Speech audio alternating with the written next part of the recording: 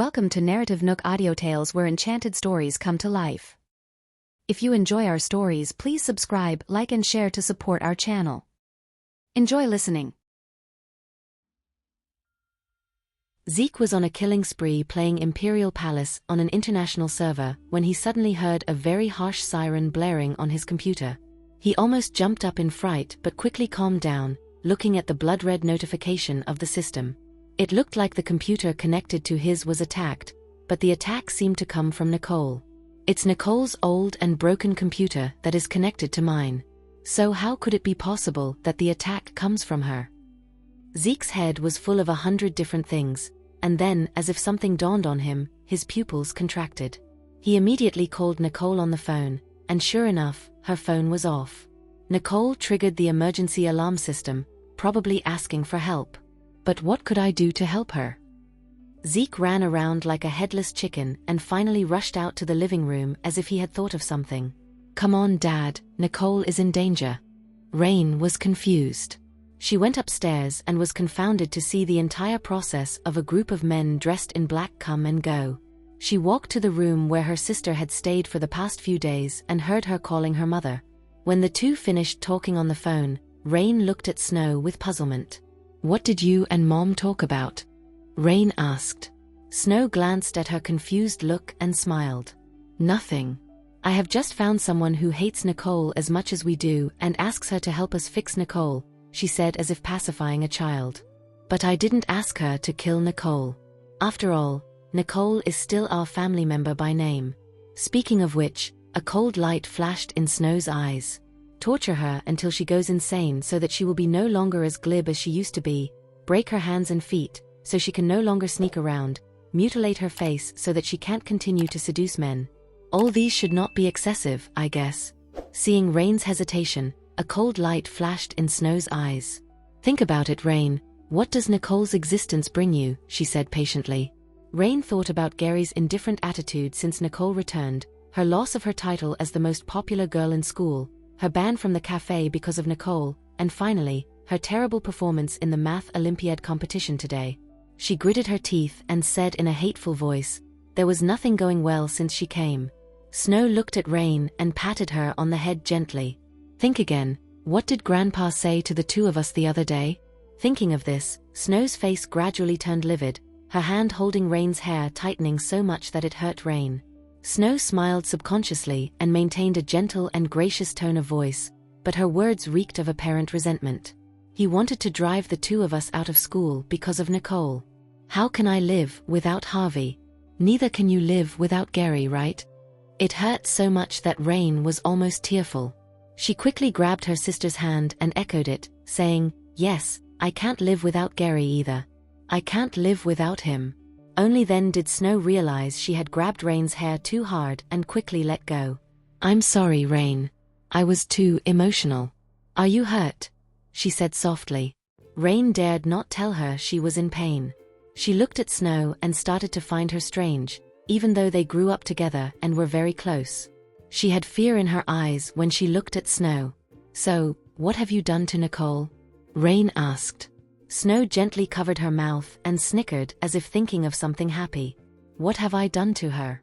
What can I do to her? At best, she will feel a bit of pain and learn a lesson. Snow became impatient at this point, but she did not forget to tell her sister one last thing. We know nothing about what happened after Nicole went upstairs. Did you hear me? When Grandpa and Uncle Daniel come home and ask about Nicole, remember not to say anything.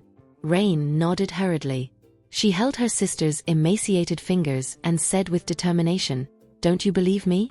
I hate Nicole as much as you do. How could I possibly slip up? Snow was pleased and smiled. She then patted Rain's hand and said with a meaningful tone of voice, yeah, you and I are in the same boat. You won't slip up, right? Rain nodded, looked at her sister, and swore. Don't worry. I won't do anything stupid. The black vehicle with the unknown emblem was speeding down the road, heading towards San Joto City Center. Jared's face turned unusually cold as he looked at the increasingly familiar scenery outside. In front of a beautiful building with carved beams and an antique gate stood two doormen dressed in blue classical costumes. When they saw Jared's car arrive, They hurriedly came out to receive him respectfully. Jared did not follow them. Instead, after he got out of the car and walked into the house, he went along a windy hallway toward the innermost room. Servants who saw him along the way all greeted him with respect. Jared ignored them. When he came in front of the room and without him knocking on the door, a voice came from inside. "Come in."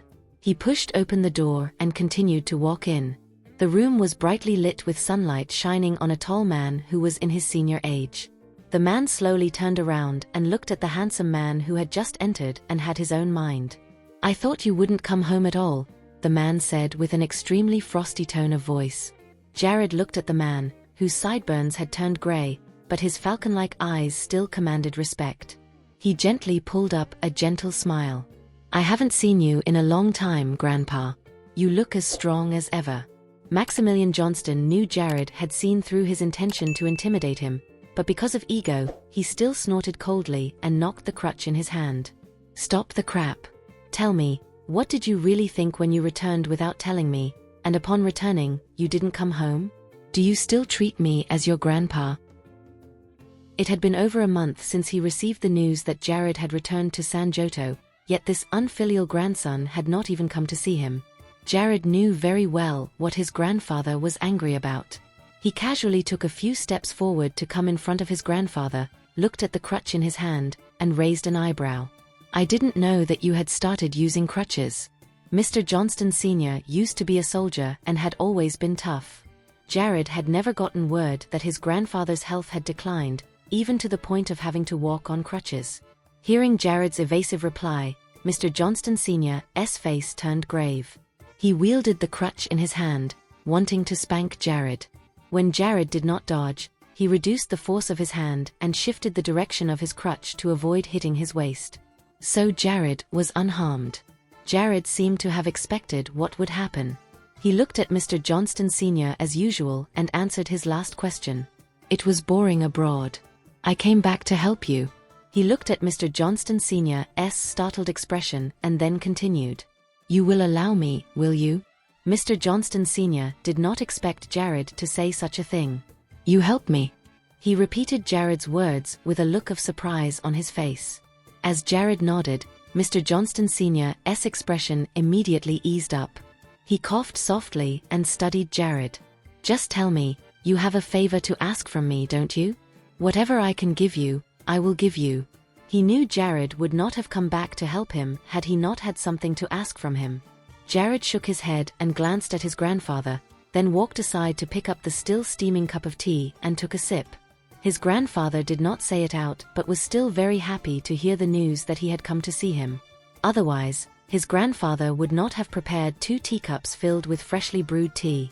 A smile spread across Jared's face, and he looked back at his grandfather.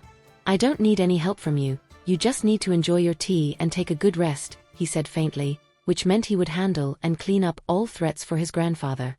Mr. Johnston Sr. looked at him and felt pleased. But he still could not help asking, "Is there really nothing you need help with?" The more Jared said he did not need his grandfather's help, the more his grandfather felt he needed to compensate his grandson for something. Mr. Johnston Sr. really thought he owed it to Jared, who had given up his freedom and future abroad and returned to this old mansion of his for an old man like him. He could not help but pity this grandson of his. Jared seemed to have seen through Mr. Johnston Sr. He rubbed the cup made of porcelain in his hand with part of his face in the sunlight, making his skin look even fairer. "I just hope that you can accept someone," he said faintly. Just as Mr. Johnston Sr. wanted to ask something, Jared's phone suddenly rang. Jared stood up and made an apologetic gesture to Mr. Johnston Sr., then walked aside to answer the call. Mr. Johnston Sr. looked at Jared with a startled expression and started to recall what Jared had just said. He seemed to have overheard the voice on the other side of the phone. Could it be before Mr. Johnston Sr. could figure things out, Jared had hung up the phone and walked over to him, and looked at his grandfather with a frosty face. And there was no longer a hint of ridicule in his voice, but a swift wind and rain. "Now, I really need your help with something." His voice no longer sounded nonchalant but urgent. Sean took off the black blindfold on Nicole and watched her eyelashes tremble gently. She had not woken up because of the effect of the drug. Her snow-like face made her an indescribably fragile beauty. He could not control himself, wanting to touch her eyelashes gently. But just a second before his hand reached her eyelashes, Nicole suddenly opened her eyes, which stared at him emotionlessly. Sean took several steps back as if he had been startled. There was no expression on her face. Nicole eased her wrists tied behind her. Feeling her blood circulation blocked, she looked down at herself and found herself tied to a chair, across from which many pairs of eyes of men in black were staring at her. Those black outfits were exclusive to the Rogers family's bodyguards. There was a hint of disgust on Nicole's face at the thought of this. This place seemed to be a secret factory in which a small number of white particles were suspended in the air. The place was not too terrible, and the lighting was good. Nicole deftly looked around at her surroundings before shifting her attention back to Sean. She said nothing, just sat there quietly, as if she were not abducted. Sean was speechless as he was being looked at by Nicole's pair of clear, lustrous, upturned eyes. He somehow felt that he had seen her before. He remembered her file, which clearly stated that her hometown was Great Oak, so he wondered if he had seen her there. The two had faced each other silently for a long while before Sean snapped back, and the polite smile returned on his face. "I'm going to cut to the chase. I think you should know why my father gives you so much attention. He has a viral infection of polio, and the pain from the cerebral cortex keeps him in extreme rage and may even threaten his life." Sean paused for a while as if he was observing her expression. The disease has been tormenting for nearly a year. He is almost desperate when, after a year of searching, he still could not find a doctor who could cure him. But it was you, on his 60th birthday, who brought him a glimmer of hope. He frowned as he looked at Nicole's unchanged face and continued.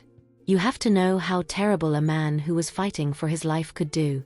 For my father, it is likely that the lives of all of you in the Riddle family aren't as good as the white pills you gave him. So I warn you to think clearly about what to say and how to do it."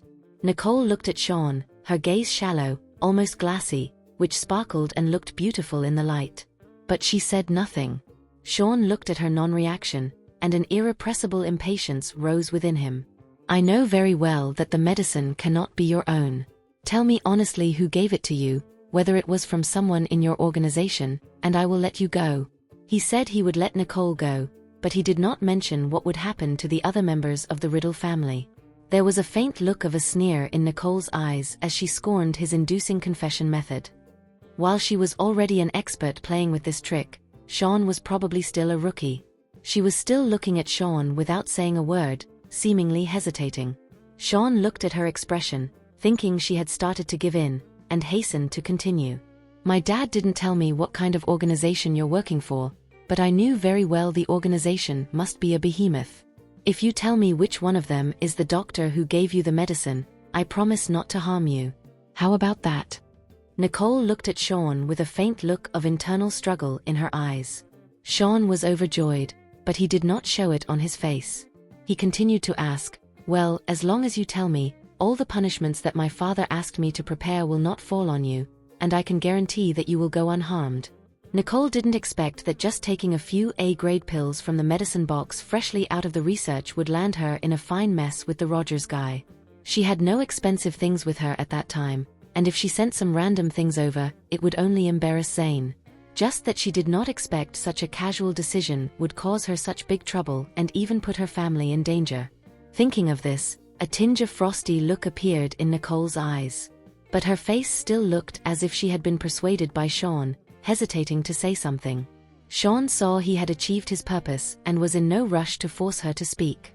He sat down in the comfort of the chair and quietly waited for her to end her internal struggle. He thought he was at the pinnacle of his interrogation skills, and now Mr. Rogers Sr. had almost entrusted this kind of job to him. Not only that, Nicole had just inhaled a high dose of psychedelic drugs, and for a moment, she would still be groggy. He thought if he wanted to extract any information from her now, it would be a piece of cake. "I really didn't want things to get to this point, but things had dragged on long enough. Even if I could get the information of the doctor's whereabouts and get my hands on the wonder drug now, Grandpa would not necessarily survive." The corners of his lips curled up in a subtle smile at the thought of this. Nicole looked at Sean's expression. The acting that he thought was perfect was full of loopholes, was not the slightest possibility that he was believable. "I know Mr. Rogers Sr.'s condition very well, and I have given him the drug. As long as he takes it on time and in the right amount, it would at least make a big difference. But now, judging by how desperate he is, he must be worried that I would harm him and so have halved the dosage of the drug and not finished it within a week, as prescribed until now. It is he who forces himself into a dead end. Now he has the nerve to send Sean to abduct and force me to divulge the source of the drug. He is unbelievably stupid. Nicole gently closed her eyes and silently counted the time in her mind. 5 minutes had passed, and Sean frowned. He looked at Nicole, who was keeping her head down, and remained silent and controlled himself. But he instructed his men to take a step forward, quietly picking up the torture devices. He did not like to see blood, and his favorite thing was to create psychological pressure. 10 minutes had passed, and Nicole still said nothing but sat in the chair in the same posture. Her long hair was slightly disheveled, and she stayed motionless. Sean's patience had run out. He stood up to look at Nicole, who had been keeping silent all along, with a slight impatience on his face. He was just about to open his mouth when the door behind him slammed open, and Nicole soon heard the shrill of a woman. "What took you so long?" Liana strode in. Those bodyguards in front looked back at her in unison, startling her for a moment. Sean squinted when he saw her. She quickly calmed down and recognized that those people were from the Rogers family. Liana glanced at them and then swaggered up to Sean and looked at this brother of hers with disdain. "Do you need to bring so many men just to deal with one girl?" she asked coldly. Not sparing a second glance at Sean, she picked up a bradawl the thickness of an index finger and sneered at Nicole, who was keeping her head low. "Has she told you where the diamond is?" A look of disdain flashed in Sean's eyes, but he still replied, "Not yet." Liana looked at him disapprovingly. "What the hell are you doing here? I sent you to interrogate her, and you were sitting here waiting? Torture her and wake her up if she remains tight-lipped."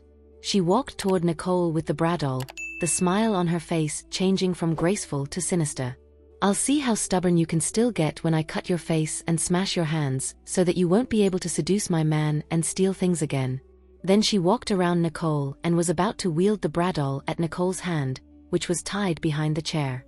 Sean watched Liana's action but did not stop her. Just a second before Liana could hurt Nicole, a loud noise suddenly came behind her. As if something had blown up, the powerful explosion almost shattered the eardrums of the black-clad bodyguards at the scene. They all covered their ears in pain.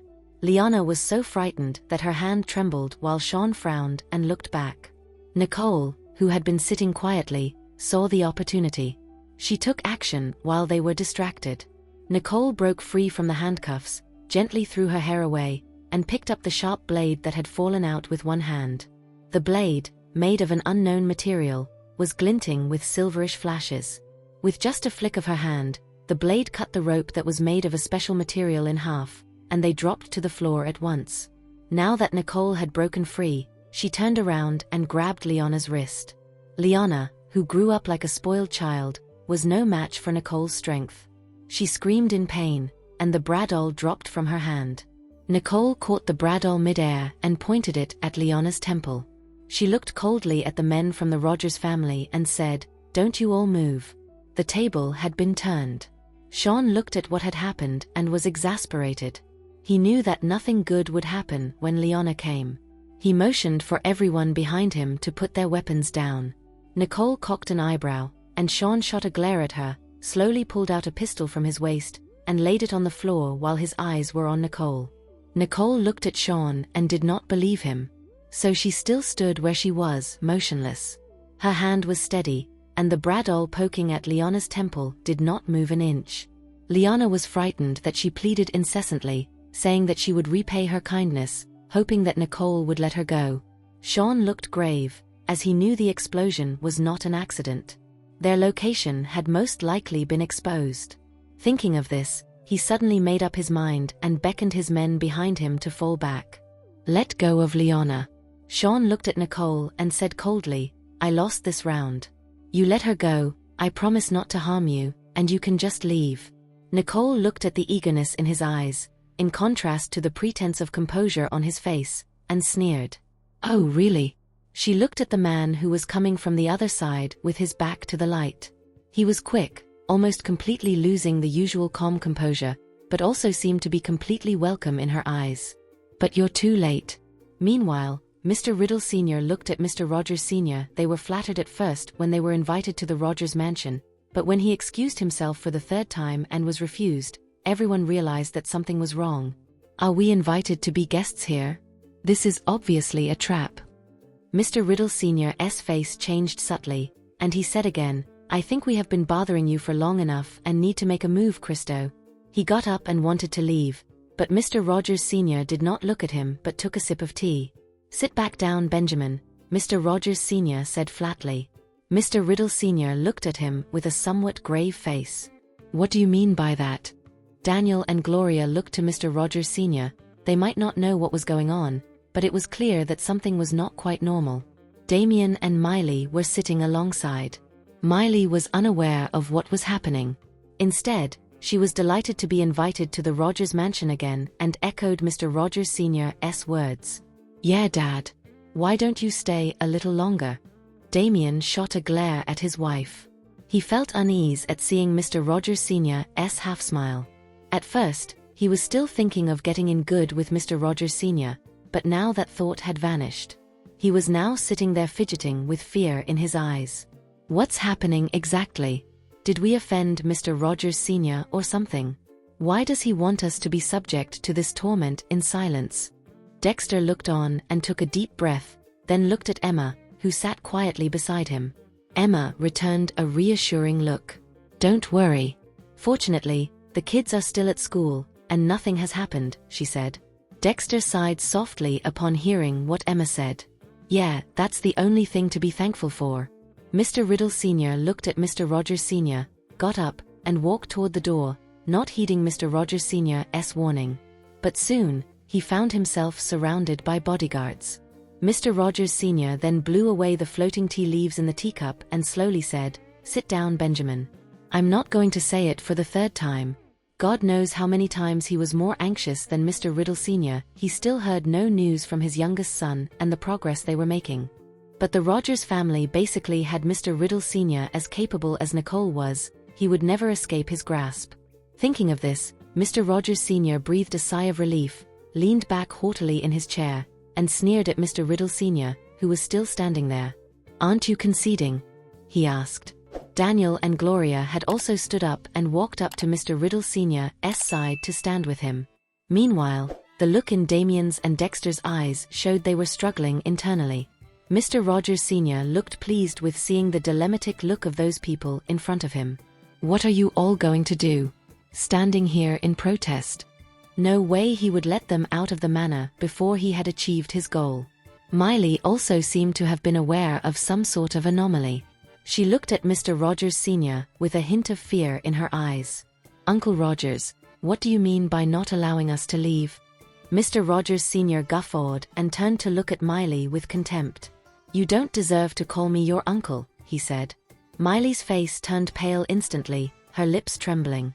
She could not accept that her self-esteem was trampled upon. Damien saw her expression and stood up angrily. "What do you mean?"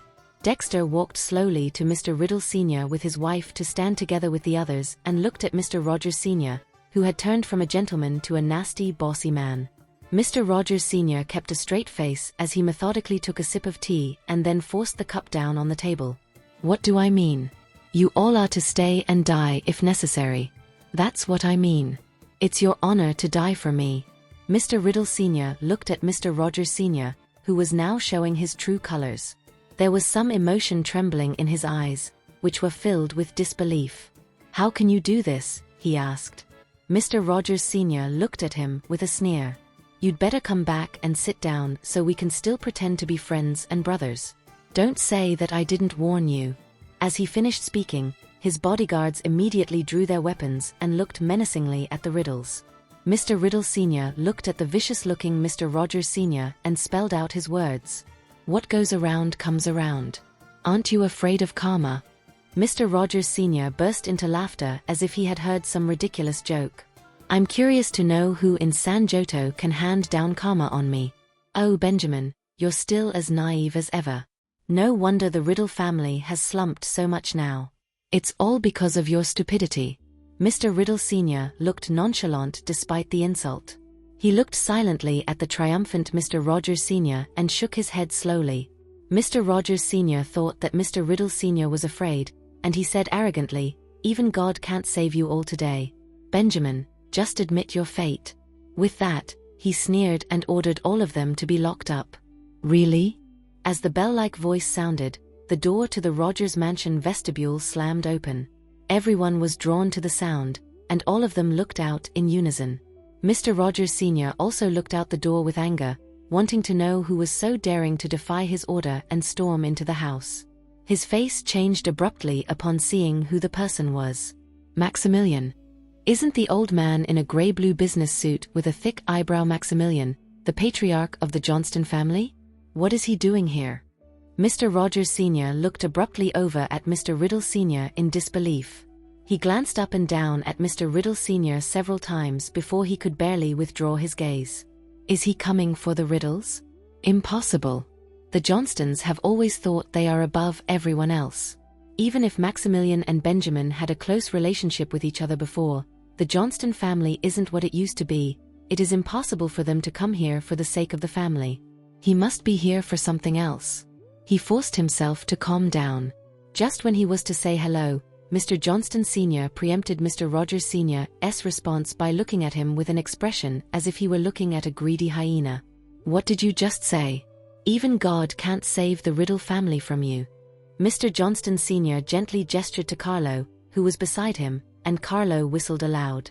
Soon, 2 rows of well-built men entered the vestibule, each looking ferocious. The bodyguards of the Rogers family almost went weak at the knees to see this. Mr. Johnston Sr. put his hands behind his back and looked coldly at Mr. Rogers Sr. "Since God won't do, what about me? Am I qualified enough to take the Riddles away?" Mr. Rogers Sr. was flustered, as he did not expect Mr. Johnston Sr. would come for the Riddles. Looking at the team of men that surrounded his house, he knew that this was not an empty threat, as Mr. Johnston Sr. never did things by verbal threats but with his fists. The Riddle family did not expect things would take such a dramatic shift. He looked at Mr. Johnston Sr. with his mouth agape. "I can't believe that it's the Johnston family." He had thought he would be done for here today, not expecting there was still a way out, and Mr. Johnston Sr. would come here and even say that he would take him away. Damien and Dexter exchanged a glance. Both of whom had heard about Mr. Johnston Sr. They knew that the Johnston and the Riddle families once had some connection, but after the Johnston family rose to become the top dog in San Giotto, the interaction between the Riddle and the Johnston families had basically stopped. So they had never seen Mr. Johnston Sr. in person. But since Mr. Rogers Sr. had just called out his name, everyone surely knew who was here to save them. Just that the Johnstons had become the most powerful family and had nothing to do with the Riddle family except for the engagement contract that could never be materialized. So why would Mr. Johnston Sr. want to come to help us? Everyone looked at Mr. Johnston Sr. with a mixture of gratitude and a faint sense of puzzlement. Mr. Rogers Sr. was sweating profusely and was so frightened that he was out of his senses. He even nearly stumbled upon hearing that Mr. Johnston Sr. had come to the Riddle family's rescue. He could not believe that the Riddle family still had such a good relationship with Mr. Johnston Sr. that he wanted to come for them. He suddenly slapped a bodyguard beside him with the back of his hand.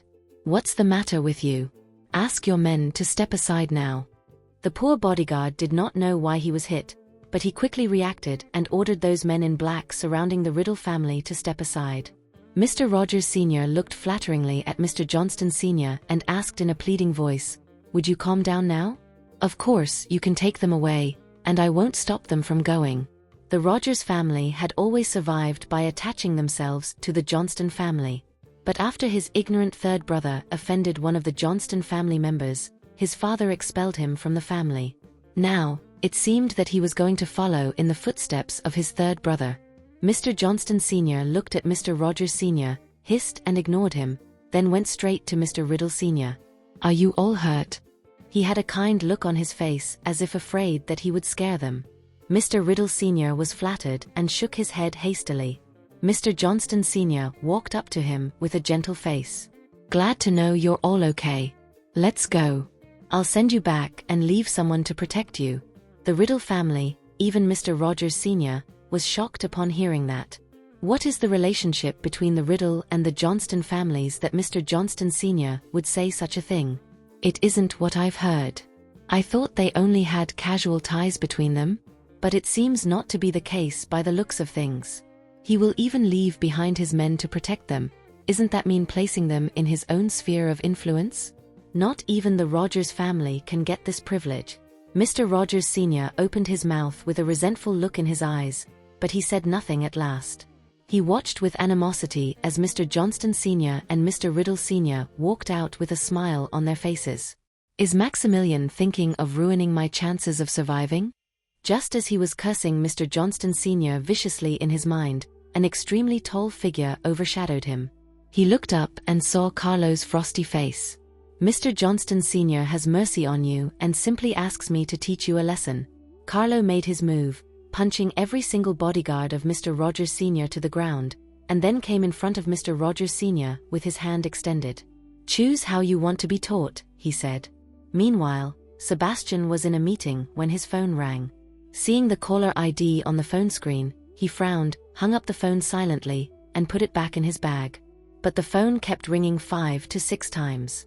Sebastian thought it must be something urgent and finally picked it up. He heard a woman cry over the phone, so loud that it nearly broke his eardrum. Please come and take a look, Sebastian. These guys are bullying Solomon. Don't you care about Solomon the most? You have to help him. Those people are ruthless. Thank you for listening. If you have enjoyed this story, please like and share so others can see it too. Also hit the subscription button and notification bell so you can be notified on our next release. Thank you for your support. God bless you.